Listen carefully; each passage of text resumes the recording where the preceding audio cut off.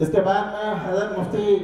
محمد ہاشم صاحب جو احیاء العلوم سیکا سے تشریف لائے ہیں اور جو اس مدرسے کے استاد حدیث ہیں، میں ان سے درخواست کرتا ہوں کہ 5 منٹ میں اپنے تاثرات کا اظہار فرمائیں۔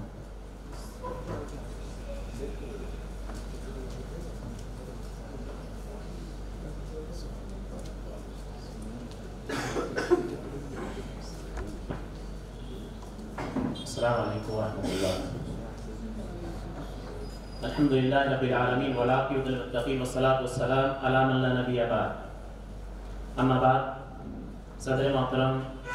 اور ذی وقار علماء کرام، میں بندہ ناچیز مدرسہ احیاء العلوم سیکا ترکی پورہ ضلع راج گڑھ کے محترم مفتی عبدالحکیم صاحب مظاہری دامت برکاتہ عالیہ کی عدالت کی بنا پر حاضری نہ ہونے کی وجہ سے نیابتاً کچھ باتیں پیش کرنے کی سعادت حاصل کر رہا ہوں۔ سب سے پہلے میں رب کائنات کا جو شکر ادا کرتا ہوں کہ اس نے ہم کو ایسی بابرکت مجلس عطا فرمائی کہ جس میں ہم مقامات مقدسہ کے بارے میں کچھ بولیں، سنیں یا لکھیں۔ ثانیاً فقہ اکیڈمی کا میں شکر ادا کرتا ہوں اور بہت ممنون مشکور ہوں ان اکابر کا کہ جنہوں نے ہم کو یہ موقع فراہم کیا۔ ثالثاً ارباب دارالعلوم علامہ عبدالحی حسنی ندوی رحمۃ اللہ علیہ کہ خصوصاً مولانا معاذ صاحب جو ناظم دارالعلوم ہیں اور مولانا محبوب صاحب جو دارالعلوم کے محتمم ہیں اور ان کے تمام رفقا اور اساتذہ کہ ہم سب ممنون مشکور ہیں کہ انہوں نے ہمارے لیے اتنے اچھے انتظامات کیے ہیں۔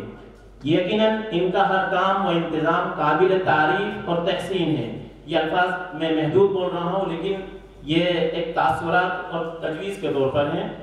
یقیناً ان کا ہر کام و انتظام قابل تعریف اور تحسین ہے۔ ماشاءاللہ مولانا معاذ صاحب کے اساتذہ کی جو ٹیم ہے ہر لحاظ سے، چاہے علمی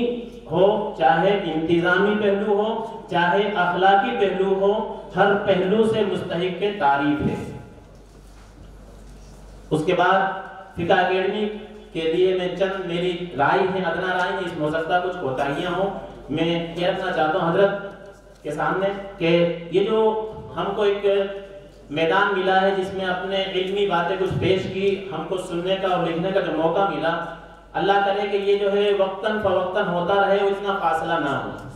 کیونکہ ایم پی کے اندر ابھی تک جو ہے فقہ اکیڈمی کے چند ہی اور معدود جو ہے پروگرام ہوئے ہیں، لیکن میری ایک ذاتی اور تمام ہو سکتا ہے میرے شرکاء کی یہ منشا ہوگی کہ وقتاً فوقتاً یہ پروگرام ہوتے رہیں، جیسا کہ مفتی صاحب نے کہا کسی بھی عنوان سے متعلق ہوں، تاکہ ہم کو کچھ لکھنے کا اور بولنے کا اور آپ حضرات سے استفادے کا موقع نصیب ہو جائے۔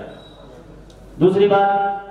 جیسا کہ جو ہمارے مقالہ نگار جو اپنا مقالہ پیش کرتے ہیں، یقیناً ان کی بہت محنت اور کاوش ہوتی ہے جو کئی دنوں کے اندر وہ تیار کر کر یہاں آتے ہیں۔ تو میری ایک ادنا سی رائے یہ ہے کہ ان کے تمام مقالات کو مکمل پڑھا جائے تاکہ سامعین کو ان سے فائدہ ہو اور وہ جو کچھ لائے ہیں محنت کر کر وہ اپنی محنت کو پیش کر سکیں، اور اسی دوران جو جب مقالہ پڑھا جائے تو شرکاء جتنے بھی ان تمام کے درمیان مقالات کو جو ہے پیش کرنے جائے تاکہ وہ بعد میں چل کے ان سے فائدہ حاصل کر سکیں۔ تیسری ایک گزارش یہ ہے کہ ہر مجلس کے اندر تمام شرکاء کی اگر حاضری لی جائے تو آپ ہمارے اساتذہ کے درجے میں ہیں، کوئی برا نہیں ہوگا، تاکہ جو ہے ہم میں سے کوئی انسان بلا وجہ اور بلا اجازت اس مجلس سے علمی مجلس سے محروم نہ رہے۔ میں خود اپنی ذات سے کہتا ہوں کہ ہم جو ہے وقت کی پابندی نہیں کر پاتے ہیں، ہم اپنا سب کچھ چھوڑ کر یہاں آئے ہیں اور منتظرین اور ان حضرات نے جو اپنا وقت دیا ہے ہم ان سے مکمل فائدہ حاصل نہیں کر سکتے۔ اس لیے اگر یہ ہو جائے کہ ہر مجلس میں تمام شرکاء کی حاضری ہو تو شاید مناسب رہے گا۔ ایک بات اور ہے کہ ہم تمام شرکاء کو ایک مخصوص علامت دی جاتی ہے تاکہ اس کو لگا کر ہم یہ احساس کرائیں کہ یہ ہماری اس مجلس کا شریک ہے۔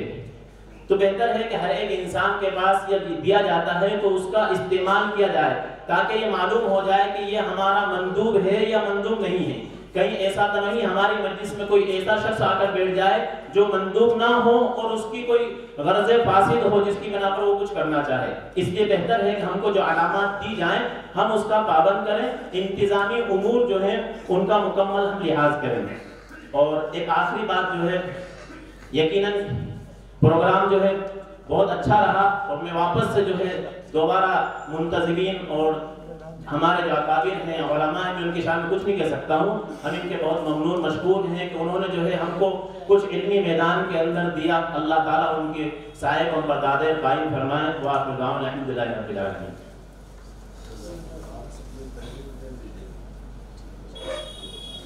बहुत बहुत शुक्रिया